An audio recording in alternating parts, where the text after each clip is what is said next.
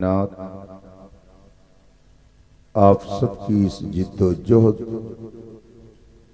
کو شرف قبول عطا فرمائے اور زندگی کی آخری سانس تک نبی پر قربان ہونے کا جذبہ برقرار رکھے۔ مجھ سے پیشتر آپ نے پند و موعظت اور خطاب و تقریر سے اپنے آپ کو محظوظ کیا، اور ابھی کچھ دیر پہلے نعت نبی سن کر اپنے دل و دماغ کو تازہ کیا۔ تھوڑی دیر کے لیے میں بھی آپ کے بیچ ہوں۔ اللہ تبارک و تعالی اپنے محبوبوں کے صدقے میں ہم سب کی حاضری کو شرف قبول عطا فرمائے۔ آئیے مصطفیٰ جان رحمت سروری کائنات فخر موجودات نبی مکرم شفیع معظم رحمت عالم صلی اللہ علیہ وآلہ وصحبہ وسلم کی بارگاہ ناز میں درود و سلام کا نذران عقیدت پیش کریں اور پڑھیں۔ اللہم صلی علی سیدنا و مولانا محمد معدن الجود والکرم و آلہ الکرام اجمعین۔ حضرات، اللہ تبارک و تعالی نے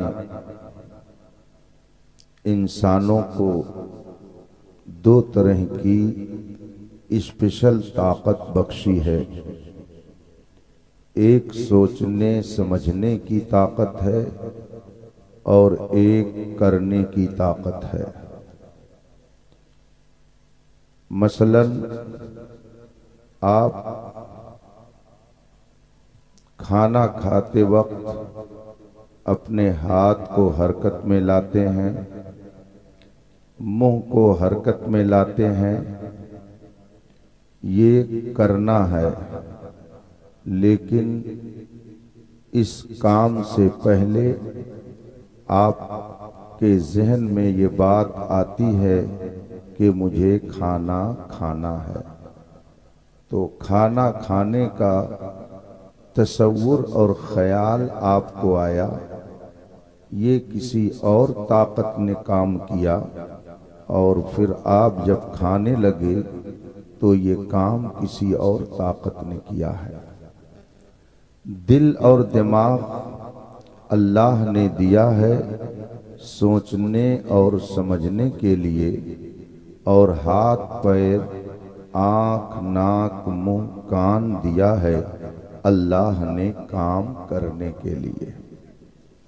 اس کو دوسرے لفظوں میں آپ یوں سمجھ سکتے ہیں کہ عقل کا کام اور ہے اور ہاتھ اور پیر کوئی اور طاقت کرتی ہے، اور کرنے کا کام کوئی اور طاقت کرتی ہے۔ پہلے کرنا نہیں ہوتا ہے بلکہ پہلے ماننا ہوتا ہے۔ پہلے کسی چیز کو مانے گا، پھر اس کے بعد میں آدمی کوئی کام کرے گا۔ مثلا آپ نے کسی عالم کو یہاں تقریر کرنے کے لیے فون کیا تو پہلے آپ مان چکے ہوں گے کہ وہ تقریر کرتے ہیں، اس کے بعد پھر آپ نے فون کیا، تو فون کرنا یہ کام ہوا، اور ان کے بارے میں یہ سمجھ لینا کہ وہ تقریر کرتے ہیں یہ ماننا ہوا۔ ماننا پہلے ہوتا ہے اور کرنا بعد میں ہوتا ہے۔ اسی لیے جو بغیر مانے ہوئے کرتا ہے اس کے کرنے کا کوئی اعتبار نہیں ہوتا ہے۔ رسول پاک صلی اللہ علیہ وآلہ وصحبہ وسلم کے زمانے میں کچھ لوگ ایسے تھے کہ جو کرتے تو تھے مگر مانتے نہیں تھے۔ قرآن کریم نے ان کا ذکر فرمایا، چنانچہ ارشاد فرمایا گیا وَمِنَ النَّاسِ مَن يَقُولُ آمَنَّا بِاللَّهِ वबिल आखिर वमा हुम बिमुमिनीन। ऐ मेरे महबूब, कुछ लोग ऐसे हैं कि जो ये कहते हैं हम अल्लाह पर ईमान लाए और आखिरत पर ईमान लाए, वमा हुम बिमुमिनीन, मगर वो मोमिन नहीं है। तो अब आखिर वो मोमिन क्यों नहीं है, जबकि वो अल्लाह को मानने का दावा भी करते हैं। बल्कि एक मकाम पर फरमाया गया, इज़ा जाअकल मुनाफिकून क़ालू नशहदु इन्नका लरसूलुल्लाह। ऐ मेरे महबूब, तुम्हारी बारगाह में जब ये निफाक वाले आते हैं तो ये कहते हैं नशहदु इन्नका लरसूलुल्लाह, हम गवाही देते हैं कि आप अल्लाह के रसूल हैं। मगर फिर आगे कुरान उनके बारे में फैसला फरमाता है कि ये मुनाफिकीन सब झूठे हैं। इसका मतलब है कि आदमी ने बगैर माने अगर जबान से कलमा पढ़ा, बगैर माने अगर नमाज पढ़ी, बगैर माने अगर रोजा रखा, बगैर माने अगर हज किया, बगैर माने हुए ज़कात अदा की, तो रब की बारगाह नहीं है। सबसे पहले मानना जरूरी है, उसके बाद फिर करने का मामला आता है। मानना असल है और करना उसकी फरा है। उसको आप यूं समझ सकते हैं, आपके सामने एक दरख्त है, आप दरख्त को देख रहे हैं, इसके अंदर दो चीजें हैं, एक छुपी हुई है और एक दिख रही है। जो चीज दिख रही है आप उसको ब्रांच कहते हैं, उसको डाली कहते हैं, उसको टहनी कहते हैं, और जो चीज छुपी हुई है आप उसको जड़ कहते हैं। अगर डाली को काट दिया जाए, टहनियों को तोड़ दिया जाए और जड़ उसकी मौजूद हो, बताइए दरख्त मौजूद रहेगा कि नहीं रहेगा? उसके अंदर फिर दोबारा डालियों के निकलने की उम्मीद है या नहीं है? आप कहेंगे बेशक है। लेकिन अगर जड़ काट दी जाए तो जितनी पत्तियां मौजूद रहती हैं वो सब सूख सूख करके जमीन पर गिर जाएंगी और दोबारा उसमें फूल पत्ती नहीं लग सकती है। इसका मतलब क्या हुआ कि दरख्त में अहम किरदार दरख्त की शाखों का नहीं है बल्कि दरख्त की जड़ का है। इसी तरीके से एक है अकीदा और एक है अमल। अकीदे का ताल्लुक दिलो दिमाग से है और अमल का ताल्लुक हाथ और पैर से है। अकीदा पहले है और अमल बाद में है। अगर आदमी का अकीदा दुरुस्त है और अमल में गड़बड़ी है तो उम्मीद है कि दोबारा फिर कभी न कभी उसमें फूल पत्ती आ सकती है। लेकिन अगर अकीदा गड़बड़ हो गया तो बज़ाहिर जितनी डाली दिख रही है एक दिन सब सूख करके नीचे आ जाएगी और उसका कोई नफा मिलने वाला नहीं है। बिल्कुल इसी तरीके से आप समझ लीजिए कि अगर आदमी का अकीदा दुरुस्त नहीं है तो वो चाहे एक नहीं 50 वक्त की नमाज पढ़े। अगर आदमी का अकीदा गड़बड़ है तो एक महीने का नहीं चाहे पूरे साल का रोजा रखे, उसके रोजे और नमाज की रब की बारगाह में कोई हैसियत नहीं है। और अगर अकीदा दुरुस्त है, आदमी के अकीदे में फसाद और फतूर नहीं है तो अमल अगर थोड़ा भी होगा तो कुरान फरमाता है फमन यअमल मिस्काल ज़र्रतिन खैरन यरा। आदमी अगर जर्रा बराबर भी नेकी रखता होगा, यानी अगर कमजोर से कमजोर ईमान वाला भी होगा तो इंशाअल्लाह उसका नतीजा वह अपने माथे की आंखों से देखेगा। और वो नतीजा क्या होगा कि कमजोर से कमजोर ईमान वाला भी जन्नत में दाखिल किया जाएगा। लेकिन अगर अकीदा दुरुस्त नहीं है तो दुनिया भर की नेकियां उसके दामन में बज़ाहिर हों, लेकिन सब के सब क़यामत के दिन उसके मुंह पर मार दी जाएंगी। इसीलिए रसूल पाक सल्लल्लाहु अलैहि वसल्लम ने जब मक्के में जलवा गरी फरमाई और 40 साल के बाद जब आपने अपनी नबूवत का ऐलान किया, इसमें कुछ लोगों ने गड़बड़ घोटाला शुरू कर दिया और ये कहना शुरू कर दिया कि रसूल पाक को 40 साल के बाद नबूवत मिली, 40 साल के बाद वो नबी बनाए गए। देखिए किस तरीके से उन्होंने दाढ़ी मार दी और कैसे उन्होंने घपला कर लिया। मैं अपने यूपी की जबान में कभी कभी कहता हूँ कि मुल्क के अंदर सियासी तौर पर कहीं चारा घोटाला होता है, कहीं ताबूत घोटाला होता है, कहीं कुछ घोटाला होता है, मगर कलमा पढ़ने वाले कुछ ऐसे लोग हैं कि जो हदीस का घोटाला करते हैं। मतलब यह है कि हदीस तो सुनाते हैं मगर अपनी मनमानी उसकी तशरीह करके कौम को गुमराह करते हैं। रसूल पाक ने ये नहीं फरमाया कि मुझे 40 साल के बाद नबूवत मिली, बल्कि ये फरमाया गया कि आपने 40 साल के बाद अपनी नबूवत का ऐलान फरमाया। ऐलान फरमाना और है और किसी चीज का मिलना और है। अल्लाह के रसूल सल्लल्लाहु अलैहि वसल्लम को 40 साल के बाद नबूवत नहीं मिली, बल्कि आप तो उस वक्त भी नबी थे जब अभी आदम इस दुनिया में जलवा कर ही नहीं हुए थे। आदम तो अभी दुनिया में आ ही नहीं थे। और ये मैं अपनी तरफ से नहीं कहता, उठाइए हदीस की किताब और हदीस की बात आई है तो ये भी जहन में रखिए कि इसमें भी कुछ लोग गड़बड़ घोटाला करते हैं और कहते हैं बुखारी शरीफ में दिखाओ कहाँ लिखा है, बुखारी शरीफ में दिखाओ कहाँ लिखा है। आप याद रखिए कि जो सिर्फ बुखारी शरीफ की रट लगाए तो समझ जाइए कि उसके दिल के अंदर कुछ न कुछ फतूर जरूर पाया जाता है। इसलिए कि सिर्फ बुखारी शरीफ ही हदीस की किताब नहीं है, बेशुमार किताबें हदीस की मौजूद हैं। आखिर बार बार वो बुखारी शरीफ ही का नाम क्यों लेता है? इसका मतलब है कुछ तो है जिसकी पर्दादारी है, यूं कोई बेवफा नहीं होता।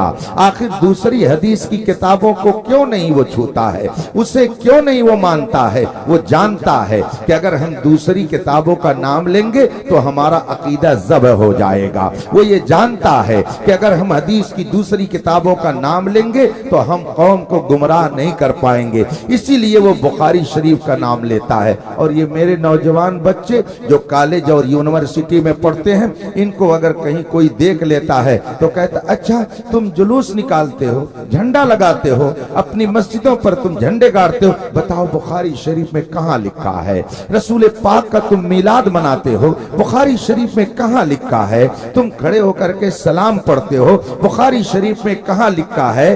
अब बेचारा ये मबहूत हो जाता है, डर जाता है और फौरन अपने आलिम के पास आता है, हजरत फला ने मुझसे पूछ लिया मगर मैं जवाब नहीं दे पाया, उसने कहा बुखारी शरीफ में कहा है। हालांकि ये क्रॉस क्वेश्चन करना अच्छी तरह से जानते हैं, लेकिन उस मकाम पर ये क्रॉस क्वेश्चन नहीं करते हैं। इनको ये पूछना चाहिए कि हजरत चलिए ठीक है, मुझे तो याद नहीं है कि जुलूसे मोहम्मदी निकालना बुखारी शरीफ में कहाँ लिखा है, लेकिन हजरत जरा आप वो हदीस बता दीजिए जिसमें रसूल पाक ने अपना जुलूस निकालने से मना किया है। आप वो हदीस बता दीजिए जिसमें रसूल पाक ने अपनी उम्मत को मना कर दिया है कि मेरे नाम का जलसा मत करना, मिलादुन नबी की महफिल मत सजाना। वो हदीस हमको, हम बुखारी शरीफ की बात नहीं करते हैं, आप किसी हदीस की किताब में दिखा दीजिए कि हुजूर ने फरमाया हो कि मुझ पर खड़े होकर के सलाम मत पढ़ना, हुजूर ने कहीं ये फरमाया हो कि मेरे नाम का तुम कभी झंडा न निकालना। मैं कहता हूं कयामत आ जाएगी मगर ये जो लोग बार बार बुखारी शरीफ का नाम लेते हैं वो एक ज़ईफ तो ज़ईफ है, कोई मौजू हदीस भी नहीं पेश कर सकते जिसमें रसूल पाक ने फरमाया हो कि मेरे नाम का जुलूस मत निकालना, मेरे नाम का झंडा मत निकालना, मेरे नाम पर तुम महफिल मिलाद मुनाकिद न करना। कयामत आ जाएगी मगर एक हदीस ज़ईफ भी वैसी नहीं दिखा सकते हैं, तो आप उनसे क्रॉस क्वेश्चन कीजिए। कहीं अगर मिले ऐसे लोग तो उनसे कहिए हजरत जी जरा वो हदीस हमको नोट करा दीजिए जिसमें हुजूर ने मिलाद मुस्तफा मनाने से हमको मना किया हो। वो हदीस حدیث ذرا دکھا دیجئے یہاں رسول پاک نے ہمیں کھڑے ہو کر کے سلام پڑھنے سے منع کیا ہو، وہ حدیث ہم کو دکھا دیجئے جس میں رسول پاک نے محفل میلاد میں جھنڈیاں لگانے سے ہم کو منع کیا ہو، وہ حدیثیں دکھا دیجئے تاکہ ہم اپنے گھر جا کر کے لوگوں کو بتا دیں۔ میں کہتا ہوں وہ حدیث تو نہیں دکھا پائیں گے، البتہ آپ اگر چاہیں تو ان کو دن میں تارے ضرور دکھا سکتے ہیں، اس لیے کہ قیامت آ جائے گی مگر وہ ایسی حدیث کہ جس میں رسول پاک نے اپنے ذکر سے لوگوں کو منع کیا ہو، بلکہ حدیث اٹھائیے، قرآن کی آیات اٹھائیے، الف لام میم تو الف لام میم ہے، بسم اللہ کی بے سے لے کر والناس کی سین تک اگر محبت کی نظر سے پڑھیے، تحقیق کی نظر سے پڑھیے، عشق رسالت کی نظر سے پڑھیے تو شاعر کا یہ شعر آپ کی زبان پر آ ہی جائے گا کہ بسم اللہ کی بے سے لے کر والناس کی سین تک یہ سب کے سب میرے مصطفیٰ کا ذکر ہے، رسول پاک کی عظمت کا اظہار ہے۔ الف لام میم کی سورہ سے لے کر کے والناس کی سورت تک جس بھی کلمے کو آپ اٹھائیے ہر کلمے میں نبی کی عظمت کا آپ کو جلوہ نظر آئے گا، لیکن جو بے عشق محمد پڑھاتے ہیں بخاری آتا ہے بخار ان کو بخاری نہیں آتی۔ رفیقان محترم بخاری شریف کا ذکر آ گیا تھا، بات کہاں سے کہاں پہنچ گئی تھی؟ بخاری شریف کا تذکرہ میں نے آپ کے سامنے کر دیا۔ لوگ کہتے ہیں بخاری شریف دکھائیے، بخاری شریف میں کہاں ہے؟ میں بخاری شریف ہی کو صرف نہیں مانتا، بخاری شریف کو بھی مانتا ہوں، مگر اس کے علاوہ اور بھی بے شمار حدیث کی کتابیں ہیں جن کو ہم مانتے ہیں، اس لیے کہ ساری امت نے حدیث کی صرف ایک ہی کتاب کو نہیں مانا بلکہ بہت ساری کتابوں کو مانا ہے۔ اور اگر کوئی ضد کرے کہ نہیں ہم تو صرف بخاری شریف کو مانتے ہیں تو آپ کہیے کہ اگر آپ بخاری شریف کو مانتے ہیں تو آئیے ہم بخاری شریف کے تعلق سے آپ کو کچھ باتیں بتاتے ہیں۔ امام بخاری رضی اللہ تعالی عنہ نے جب بخاری شریف کے لکھنے کا ارادہ فرمایا اور اسے لکھنا چاہا تو آپ نے سب سے پہلے کیا کیا؟ جب اپنے وطن سے حج کے لیے مکہ مکرمہ تشریف لے گئے تو آپ نے حج کے بعد سوچا کہ میرے ذہن میں، میری عقل میں، میرے دماغ میں، میرے دل میں جو بہت ساری رسول پاک کی حدیثیں موجود ہیں ان کو میں قلم بند کر دوں تاکہ آنے والے لوگ اس سے فائدہ اٹھائیں۔ آپ نے قلم لیا، کاغذ لیا، دوات لی اور پہنچ گئے مطاف میں، خانہ کعبہ کے سامنے حضرت امام بخاری جا کر بیٹھ گئے اور سوچا کہ لاؤ جو حدیث رسول مجھے یاد ہے میں اسے قلم بند کر دوں اور اسے کاپی پہ نوٹ کر دوں، مگر لکھنے سے پہلے خیال آیا بات کس کی لکھنے جا رہا ہوں، ارشاد کس کا نقل کرنے جا رہا ہوں؟ وہ محبوب جو ساری کائنات کا محبوب ہے، جس سے بہتر کسی کی بات نہیں ہو سکتی ہے، جو مسکرائے تو غمزدوں کے لیے راحت کا سامان بن جائے، جو محفل میں آئے تو اسے لالا زار بنا دے، جو گلیوں سے گزر جائے تو اسے معطر کر دے، جو باغ میں چلا جائے تو خزاں کو بہار میں تبدیل کر دے، ایسی عظیم ذات کی میں بات لکھنے جا رہا ہوں۔ ایسے نہیں لکھنا ہے، قلم رکھ دیا، کاغذ رکھ دیا، دوات رکھ دی، پہنچ گئے زمزم شریف کے پاس، آب زمزم سے آپ نے غسل فرمایا اور آنے کے بعد 2 رکعت آپ نے مقام ابراہیم کے پاس نماز پڑھی اور نماز پڑھنے کے بعد پھر ایک حدیث کو آپ نے قلم بند کیا اور اسے کاپی میں نوٹ کیا۔ اب جب دوسری حدیث لکھنا چاہتے ہیں تو پھر ذہن میں بات آتی ہے مصطفیٰ کی بات ہے، آقائے دو جہاں کا ارشاد ہے، اس کو لکھنے کے لیے ذرا اور اہتمام کر لیا جائے۔ اب دوسری حدیث لکھنی ہوئی تو پھر گئے زمزم شریف کے پاس اور پھر آپ نے غسل کیا اور اس کے بعد میں آ کر پھر آپ نے 2 رکعت نماز نفل مقام ابراہیم کے پاس پڑھی۔ اس طریقے سے امام بخاری نے پوری بخاری شریف کی ایک ایک حدیث کو قلم بند کیا ہے۔ اس طرح سے امام بخاری نے ایک ایک حدیث کو لکھا ہے۔ آئیے تمام ان لوگوں کو آپ جمع کر لیجئے جو بخاری شریف اور بخاری شریف کا نام لے کر کے قوم کو گمراہ کرتے ہیں ان سے پوچھئے کہ ذرا ہم کو ایک حدیث ایسی دکھا دیجئے جس میں حضور نے یہ فرمایا ہو کہ میری حدیث لکھنے سے پہلے جا کر کے آب زمزم سے تم غسل کر لینا، میری حدیث کو لکھنے سے پہلے تم 2 رکعت نماز نفل مقام ابراہیم کے پاس پڑھ لینا۔ ایک بھی حدیث آپ کو نہیں ملے گی جس میں حضور نے فرمایا ہو کہ میری حدیث لکھنے سے پہلے یہ سب کرنا۔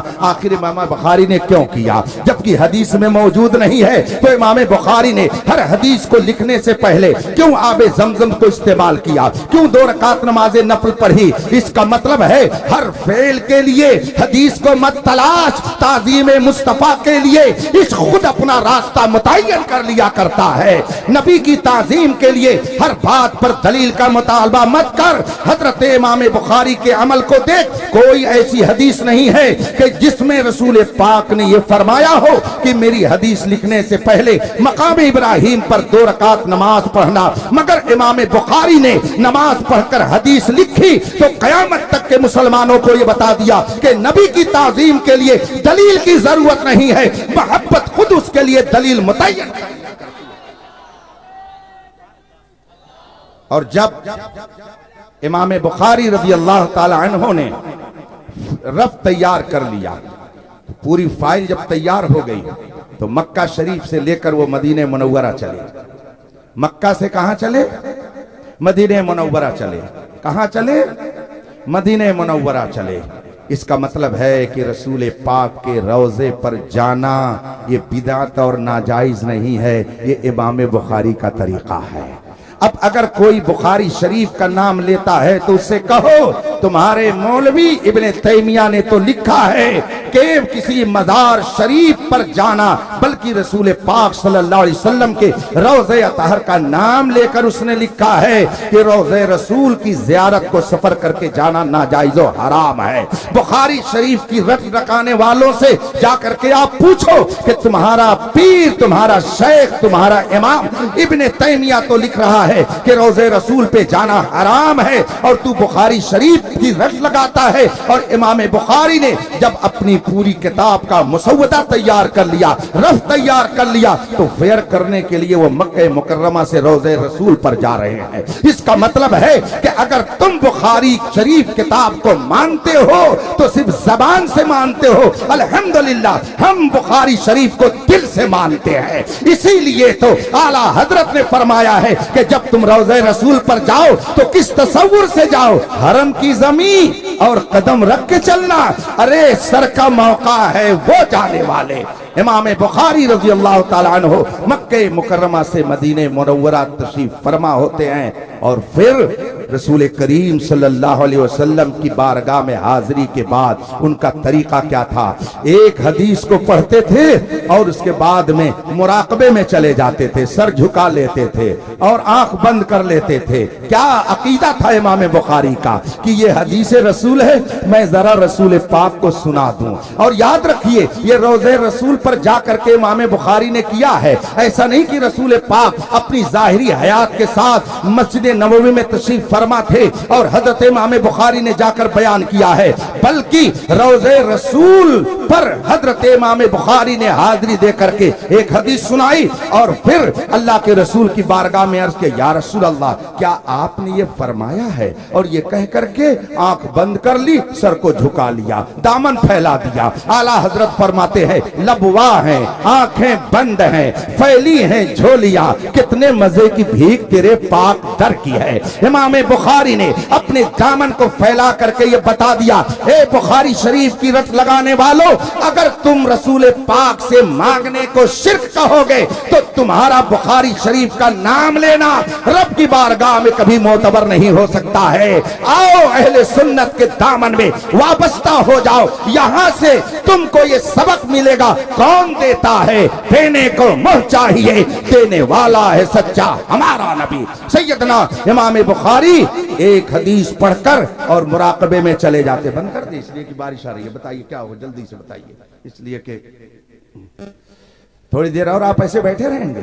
بیٹھے رہیے, درود شریف پڑھ لیجئے اور تصور کر لیجئے گنبد خضرا کا اور امام بخاری رضی اللہ تعالیٰ عنہ کا یہ عمل آپ اپنی نظروں کے سامنے رکھیے. امام بخاری رضی اللہ تعالیٰ عنہ ایک حدیث پیش کر دیتے اور پھر سر جھکا لیتے. حضرت سیدنا شیخ عبدالحق محدث دہلوی رضی اللہ تعالیٰ عنہ اپنی کتاب اشعۃ اللمعات شرح مشکات میں تحریر فرماتے ہیں کہ امام بخاری ایک حدیث روض رسول کی طرف متوجہ ہو کر سنا دیتے اور مراقبے میں چلے جاتے اور وہ یہ سمجھتے کہ ابھی ادھر سے جواب آئے گا, ابھی رسول پاک کی طرف سے جواب آئے گا. اور جب جواب دل میں آ جاتا تب امام بخاری اس کو رف سے فیر کیا کرتے تھے. اس سے پتہ یہ چلا امام بخاری کا یہ عقیدہ نہیں تھا کہ نبی مر کر مٹی میں مل گئے, بلکہ امام بخاری کا عقیدہ وہ تھا جو بریلی کے رضا نے بتایا ہے, تو زندہ ہے واللہ, تو زندہ ہے واللہ, میری چشم عالم سے چھپ جانے والے. اور یہ بھی عقیدہ امام بخاری نے اپنا بتا دیا کہ نبی چاہے قبر انور کے اندر ہو یا باہر ہو, ان سے کوئی شے پوشیدہ نہیں ہے. تبھی تو اعلیٰ حضرت نے فرمایا دور و نزدیک کے سننے والے وہ کان, کان لالے کرامت پہ لاکھ. سیدنا امام بخاری رضی اللہ تعالیٰ عنہ نے اس طریقے سے بخاری شریف کو جمع فرمایا. ترمذی شریف کا نام بھی آپ نے سنا ہوگا. میں نے بخاری شریف کا ذکر کر کے یہ باتیں اس لیے رکھ دی کہ اگر کوئی غیر مقلد, کوئی وہابی جو اپنے آپ کو اہل حدیث کہلاتا ہو, اگر کہے بخاری شریف میں کہاں ہے, تو اسے کہو بھئی تم بخاری شریف کتاب کو مانتے ہو, امام بخاری کو مانتے ہو کہ نہیں مانتے ہو, پہلے یہ بتاؤ. اس لیے کہ امام بخاری کا تو عقیدہ یہ ہے کہ نبی قبر انور کے اندر زندہ ہے, اور تو اپنی کتاب میں لکھتا ہے کہ نبی مر کر مٹی میں مل گئے. تو کہتا ہے کہ نبی سے کچھ مت مانگو, نبی کچھ نہیں دے سکتے ہیں, نبی سنتے نہیں ہیں, جبکہ امام بخاری کا عقیدہ یہ تھا کہ نبی سنتے ہیں, قبر کے اندر بھی سنتے ہیں, قبر کے باہر بھی سنتے ہیں. تمہارے مولوی نے اپنی کتاب میں لکھا ہے, ابن تیمیہ نے اپنی کتاب کے اندر تصریح کی ہے کہ روض رسول پر زیارت کے لیے جانا حرام ہے, جبکہ امام بخاری اپنی پوری فائل لے کر کے مکہ مکرمہ سے مدینہ منورہ جاتے ہیں. ان کا عقیدہ ہے کہ نبی کے روضے پر جانا یہ حرام نہیں ہے بلکہ باعث ثواب ہے. اسی لیے تو امام بخاری وہاں گئے. اب بتا, اگر تو بخاری شریف کو مانتا ہے تو امام بخاری کے عقیدے کو مانتا ہے کہ نہیں مانتا ہے. اس سے پہلے فوراً یہ سوال کیجئے, اور پھر بات آ گئی تو اور آگے سن لیجئے. تو میں اپنی گفتگو کو بڑی تیزی سے منزل تک پہنچا کر کے میں بھی اپنی منزل کی طرف روانہ ہونے والا ہوں. امام بخاری رضی اللہ تعالیٰ عنہ کا جب انتقال ہوا, سبحان اللہ, جب وہ یہ دنیا سے گئے, خدمت حدیث کرتے ہوئے گئے, ان کا مزار مبارک کہاں پر ہے نہیں معلوم.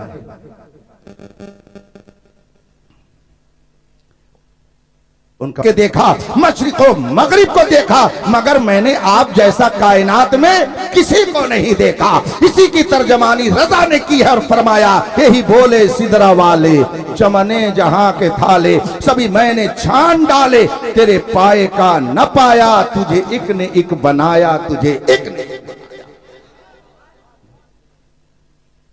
مسجد میں کیا 15-20 منٹ اور وقت ہے, چلیے اللہ کی شان ہے. صلی اللہ تعالیٰ علیہ وآلہ وصحبہ وسلم. رفیقان محترم بیٹھے رہیے, کبھی کبھی یہ بھی منظر دیکھ لیا جاتا ہے.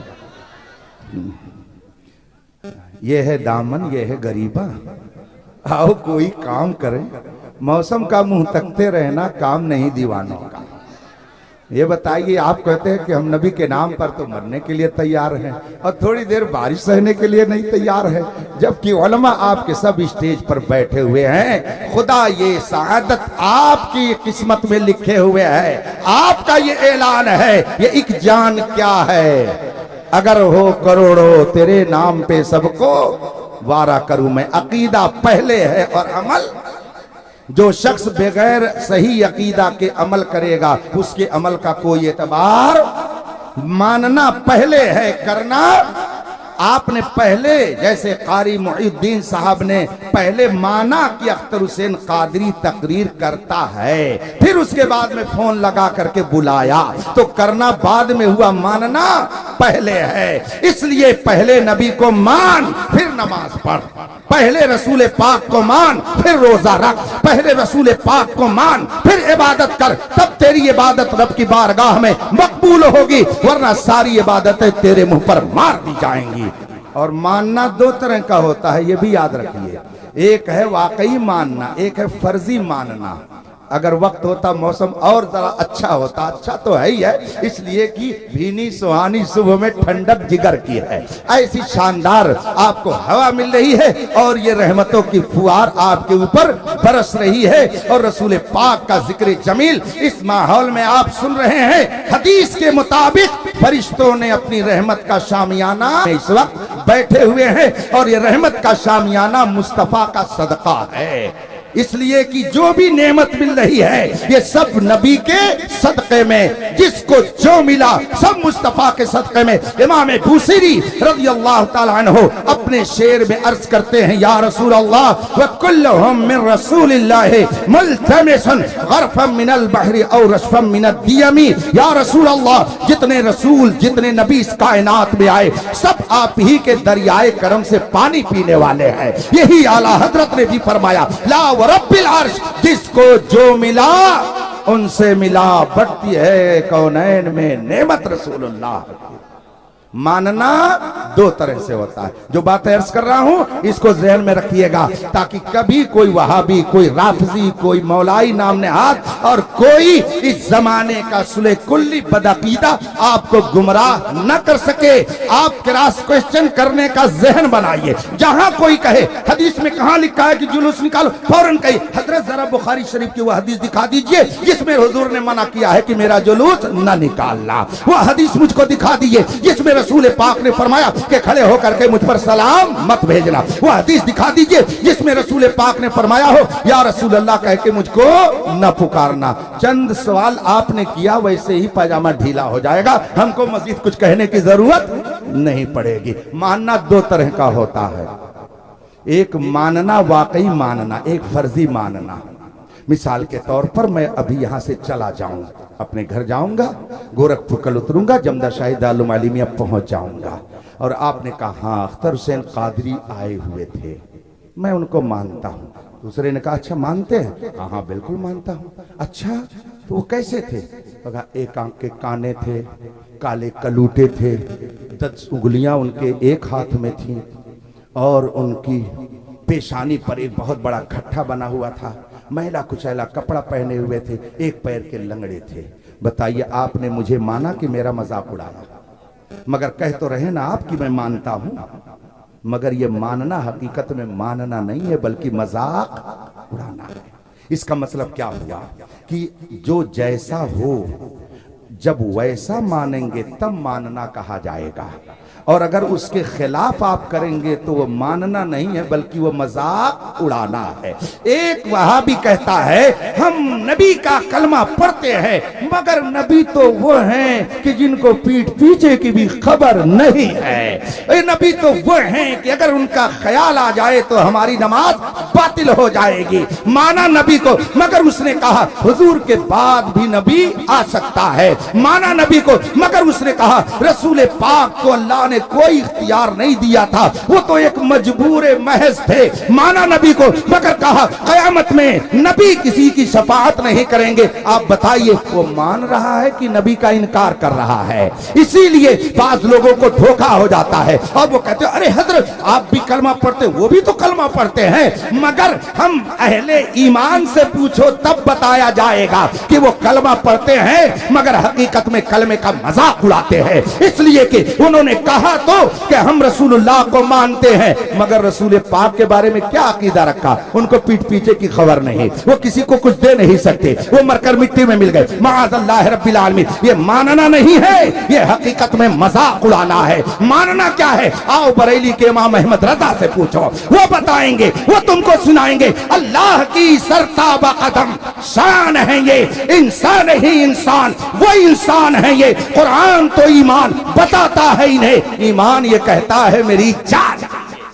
یہ ہے ماننا، اس کو ماننا کہتے ہیں۔ نمازیں پڑھ لینے سے ماننا سمجھ میں آ جائے گا، مسجدیں بنا لینے سے ماننا سمجھ میں آ جائے گا؟ نہیں نہیں، ماننا حقیقت میں اسی وقت کہا جائے گا کہ جس طریقے سے قرآن نے، حدیث نے نبی کو ماننے کے لیے ہمیں بتایا ہے۔ جب اس طرح سے مانا جائے گا تب ماننا معتبر ہوگا، ورنہ ماننے کا کوئی اعتبار بات سمجھ میں آ رہی ہے نا؟ بس 2-4 منٹ اور دیں گے، میرا ٹائم ختم ہوتا جا رہا ہے، بڑی تیزی سے وقت گزر رہا ہے۔ عقیدہ پہلے ہے، عمل، اب عمل کی جب باری آئی تو عقیدے میں گھپلا کیا، عمل میں بھی گھپلا کر دیا۔ عقیدے میں گھپلا کیا کہ قرآن نے نبی کے بارے میں بتایا وما هو علی الغیب بضنین، نبی غیب کی بات بتانے پر بخیل نہیں ہے، یہ تو لوگوں کو غیب کی بات بتاتے رہتے ہیں۔ نبی کو اللہ نے قدرت والا بنا کے بھیجا ہے، انہیں مجبور بنا کر نہیں بھیجا ہے، اسی لیے تو چاند کو 2 ٹکڑے کر دیا، سورج کو واپس بلا دیا۔ ایک بدو عربی دیہاتی جو ابھی مسلمان نہیں تھا آیا نبی کی بارگاہ میں، اور آنے کے بعد کہتا ہے میں نے سنا ہے کہ آپ نبوت اور رسالت کا دعویٰ کرتے ہیں۔ میرے آقا نے فرمایا بے شک میں اللہ کا نبی ہوں، بے شک اللہ نے مجھے رسول اور پیغمبر بنا کے بھیجا ہے۔ اس نے کہا تو کوئی دلیل آپ کے پاس ہے؟ میرے آقا نے ارشاد فرمایا کیا چاہتے ہو؟ کہا میں دلیل چاہتا ہوں۔ کہا کیسی دلیل چاہتے ہو؟ کہا یہ سامنے جو کھجوروں کا درخت ہے، اگر ان میں سے کوئی درخت اپنی جگہ سے چل کر آپ کے بلانے پر آپ کے پاس آ کے گواہی دے دے تو میں مان لوں گا کہ واقعی آپ اللہ کے نبی ہیں۔ گویا کافر بھی یہ جانتا ہے کہ جو نبی ہوتا ہے وہ مجبور نہیں ہوتا ہے، وہ مختار ہوتا ہے۔ یہ کافر بھی یہ عقیدہ رکھتا ہے کہ نبی دنیا میں عاجز بنا کر کے نہیں بھیجا جاتا ہے بلکہ وہ پاورفل بنا کر کے بھیجا جاتا ہے۔ یہ کیسے کلمہ پڑھنے والے ہیں جو کہتے ہیں نبی کچھ نہیں دے سکتے ہیں، نبی کسی کی مدد نہیں کر سکتے، نبی تو اپنی بیٹی فاطمہ کی مدد نہیں کر سکتے۔ ارے ظالم، تو نے مصطفیٰ کا مقام نہیں سمجھا، تو نے رسول پاک کی عظمت نہیں سمجھی، تو نے میرے مصطفیٰ کی عزت و جلال کو نہیں سمجھا۔ مصطفیٰ وہ ہے کہ اگر اشارہ کر دے تو سمندر کا دھارا رک جائے، مصطفیٰ وہ ہے اگر اشارہ کر دے تو چاند کے ٹکڑے ہو جائے، سورج الٹے پاؤں پلٹے، چاند اشارے سے ہو چار، اندھے نجدی دیکھ لے قدرت رسول اللہ کی۔ بدو نے کہا میرے آقا نے یہ نہیں فرمایا کہ یہ کام تو میں نہیں کر سکتا ہوں، درخت کو کیسے بلا سکتا ہوں، وہ اپنی جگہ سے تھوڑی آ سکتا ہے۔ نہیں، رسول پاک نے فرمایا کہ جاؤ اور وہاں درخت سے کہہ دو تم کو محمد عربی بلا رہے ہیں۔ اس کا مطلب یہ ہے کہ رسول پاک کا خود یہ عقیدہ تھا کہ میں مجبور نہیں ہوں، میں پاور فل ہوں، جس کو بلاؤں وہ آ جائے گا، اور جس کو اپنے در سے بھگا دوں تو کہیں اس کو پناہ نہیں ملے گی۔ تبھی تو اعلیٰ حضرت نے فرمایا جو تیرے در سے یار پھرتے ہیں در بدر یوں ہی خار۔ ہاں، بہت سارے لوگوں کو گھمنڈ ہے کہ ہم مکے میں رہتے ہیں، ہم مدینے میں رہتے ہیں۔ ارے مکے اور مدینے میں رہنے سے کیا ہوتا ہے؟ 24 گھنٹہ تم خانہ کعبہ میں رہو، سے کیا فرق پڑتا ہے؟ ابو جہل مکے میں رہتا تھا کہ نہیں رہتا تھا؟ ابو لہب مکی تھا کہ نہیں تھا؟ عتبہ اور شیبہ مکی تھے کہ نہیں تھے؟ عبداللہ ابن ابی مدنی تھا کہ نہیں تھا؟ ولید ابن مغیرہ مکی تھا کہ نہیں تھا؟ یہ بڑے بڑے چگادڑی مغادڑی، یہ بڑے بڑے گرو گھنٹال، یہ بڑے بڑے دشمنان رسول، یہ مکی ہیں، یہ مدنی ہیں۔ تو مکی اور مدنی ہونے سے کچھ نہیں ہوتا ہے۔ دیکھ، ابو جہل مکی ہے، عتبہ شیبہ مکی ہیں، ابو لہب مکی ہے، مگر ان کا مکی ہونا کام نہیں آیا۔ اور حضرت بلال حبشی نہ مکی ہیں، نہ مدنی ہیں، نہ ہاشمی ہیں، نہ قریشی ہیں، نہ وہاں علوی ہیں، نہ وہاں سادات میں سے ہے، ایک حبش کے رہنے والے عام انسان ہیں، مگر مصطفیٰ کی محبت کا جام انہوں نے پی لیا تو 1400 سال ہو گئے، پوری دنیا میں کسی قوم کے پاس میرے بلال کا کوئی جواب نہیں۔ اسی لیے تو اقبال نے کہا ہے کہ محمد سے وفا تو نے تو ہم تیرے ہیں، یہ جہاں چیز ہے کیا لوح و قلم تیرے ہیں۔ لہذا چاہے کوئی مکہ میں نماز پڑھے چاہے کوئی مدینے میں نماز پڑھے، پہلے یہ دیکھا جائے گا کہ یہ محمدی ہے کہ نہیں ہے۔ مکی ہونا بعد میں کام آئے گا، مدنی ہونا بعد میں کام آئے گا۔ پیارے حبیب کو پکار، پیارے نبی کا نام لے، دامن مصطفیٰ میں آ پائے رسول، تو پہلے تم رسول پاک کے وفادار بنا، پھر نماز پڑھو۔ اور نماز پڑھو گے تو کیسے پڑھو گے؟ نماز پڑھو گے تو کیسے پڑھو گے؟ رسول پاک نے فرمایا، کس سے فرمایا؟ اپنے صحابہ سے فرمایا، صلو کما رأیتمونی وصلی، تم کیسے نماز پڑھو؟ مجھے دیکھو، جیسے میں نماز پڑھوں ویسے تم بھی نماز پڑھو، مجھے دیکھو۔ اب صحابہ نماز میں ہیں، اور ایسے دیکھ لے رہے ہیں، پھر نماز میں ہے پھر دیکھ لے رہے ہیں، پھر نماز میں ہے پھر دیکھ رہے ہیں۔ وہاں بھی اپنی کتاب میں لکھتا ہے کہ نبی کا خیال نماز میں آنا بیل اور گدھے کے خیال سے بھی برا ہے۔ ارے ظالم، تو نے یہ عقیدہ کہاں سے لا کر کے لکھ دیا کہ نبی کا خیال نماز میں آئے تو نماز نہیں ہوگی؟ یہاں خیال کی بات کرتا ہے، رسول پاک کا جلوہ نظروں کے سامنے ہے، حالت نماز میں ہے اور نماز میں ہے اور رسول کو دیکھ رہے ہیں، رسول پاک کی اقتدا کر رہے ہیں۔ جب دیکھنے سے نماز مکمل ہوتی ہے تو صرف خیال لانے سے نماز باطل کیسے ہو جائے گی؟ اس لیے ماننا پڑے گا تیرا عقیدہ کچھ اور ہے، ہم اہل سنت کا عقیدہ کچھ اور ہے۔ صلو کما رأیتمونی وصلی، مجھ کو جیسے دیکھو نماز پڑھتے ہو ویسے نماز پڑھو، یہ رسول پاک نے فرمایا۔ اب رسول پاک کو صحابہ نے کیسے دیکھا؟ ان لوگوں نے اس میں بھی گڑبڑ گھوٹالہ شروع کر دیا، اس میں بھی گڑبڑ گھوٹالہ شروع کر دیا۔ حضرت سیدنا عبداللہ ابن مسعود رضی اللہ تعالیٰ عنہ جلیل القدر صحابی ہیں، مجتہد ہیں، فقیہ ہیں، مفتی ہیں۔ صحابہ کرام میں سب ایک درجے کے نہیں تھے۔ اللہ کے رسول صلی اللہ علیہ وسلم نے اسپیشلسٹ کا کام کیا۔ اسپیشلائزیشن کا زمانہ ہے نا، یہ ڈاکٹر ہے تو ناک کا، یہ ڈاکٹر ہے تو کان کا، یہ ڈاکٹر ہے تو پیٹ کا۔ آج لوگوں کے ذہن میں یہ بات آئی ہے کہ تخصص ہونا چاہیے، اسپیشلسٹ ہونا چاہیے، مگر میرے رسول نے 1400 سال پہلے یہ شعبہ کھول دیا تھا۔ چنانچہ حضرت ابو ہریرہ کو علم حدیث کا اسپیشلسٹ بنا دیا، وہ امیر المومنین فی العالم فی الحدیث ہو گئے۔ حضرت سیدنا عبداللہ ابن مسعود کو فقیہ اعظم بنا دیا، حضرت سیدنا عبداللہ ابن عباس کو مفسر اعظم بنا دیا۔ ہاتھ جس سمت اٹھا غنی کر دیا، موج بحر سخاوت پہ لاکھوں سلام۔ حضرت سیدنا عبداللہ ابن مسعود رضی اللہ تعالیٰ عنہ رسول پاک کے وہ جلیل القدر صحابی ہیں جو منصب صحابیت پر فائز ہے، منصب اجتہاد پر فائز ہے، منصب افتاء پر فائز ہے، منصب فقاہت پر فائز ہے، منصب تفسیر پر فائز ہے۔ رب قدیر نے رسول پاک کی صحبت کی برکت سے انہیں اتنا عطا کیا، اتنا عطا کیا کہ اس وقت پوری دنیا میں جتنے اہل فقہ و فتاوی ہیں سب امام حضرت سیدنا عبداللہ ابن مسعود کے غلام۔ ایسی عظیم ہستی تھی۔ حضرت علقمہ رضی اللہ تعالیٰ عنہ فرماتے ہیں کہ ایک روز ہم لوگ بیٹھے تھے، حضرت عبداللہ ابن مسعود رضی اللہ تعالیٰ عنہ نے کہا آؤ میں تم کو رسول پاک کی نماز دکھا دوں، اس لیے کہ میں نے انہیں دیکھ کر نماز پڑھی ہے، آؤ میں تمہیں دکھاؤں رسول پاک نے کیسے نماز پڑھی ہے۔ پھر سب لوگ متوجہ ہو گئے اور کہا ہاں دکھاؤ۔ حضرت عبداللہ ابن مسعود رضی اللہ تعالیٰ عنہ فرماتے ہیں کہ آؤ میں تمہیں دکھاتا ہوں۔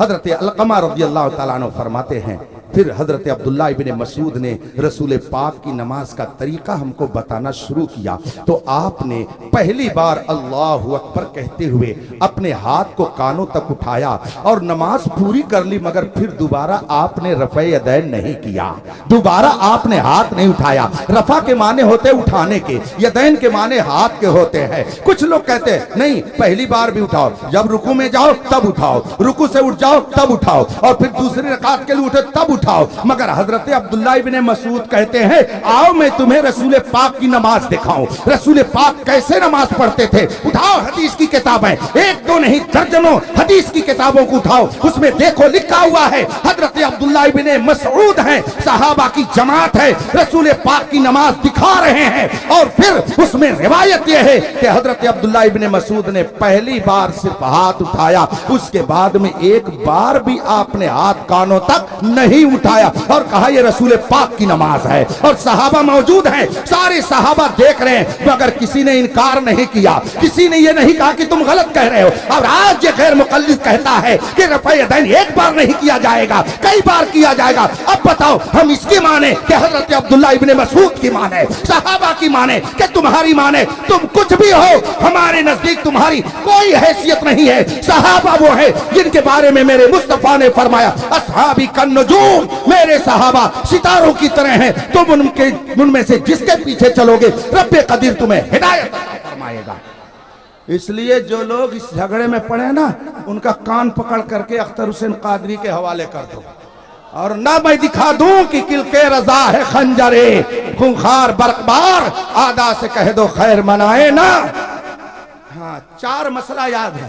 آمین بالجہر ہونا چاہیے, رفع یدین ہونا چاہیے, مقتدی کو بھی امام کے پیچھے نماز پڑھنا چاہیے.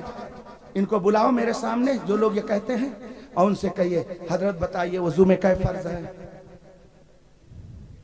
وضو میں کیا فرض ہے؟ آپ ہی لوگ بتا دیں. 4 فرض ہیں.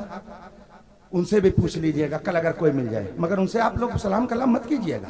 ہاں یہ سانپ ہیں ڈس لیتے ہیں, بچھو ہیں کاٹ لیتے ہیں, نہ جانا حضرت زاہد کے تسبیح و مصلی پر بڑے چلتے ہوئے حضرت ان کو ہم سمجھتے ہیں, اس لیے آپ لوگ ان کو نہیں سمجھ پائیں گے. سانپ کو پکڑنے کا کام اگر خود ہر شخص کرنے لگے گا تو یہ قبرستان بن جائے گا. سانپ کے منہ کو ہر شخص پکڑنے کی جرات جو منتر جانتا ہے وہی پکڑتا ہے. منتر ہم لوگ جانتے ہیں, ہم منتر جانتے ہیں. دیکھا نہیں آپ نے ایک کتنا بک بک کر رہا تھا, کس طرح سے وہ لوگوں کو پریشان کر رہا تھا, لیکن جب آ گیا جاننے والے کے سامنے تو ایسا منہ پکڑ کر کے رگڑ دیا کہ دماغ صحیح ہو گیا. پوری دنیا میں رب نے ایسا ذلیل کر دیا کہ لوگ عبرت حاصل کر رہے ہیں کہ جو صحابہ کا گستاخ ہوتا ہے وہ یہاں بھی ذلیل ہوتا ہے. وآخر دعوانا ان الحمدللہ رب العالمین.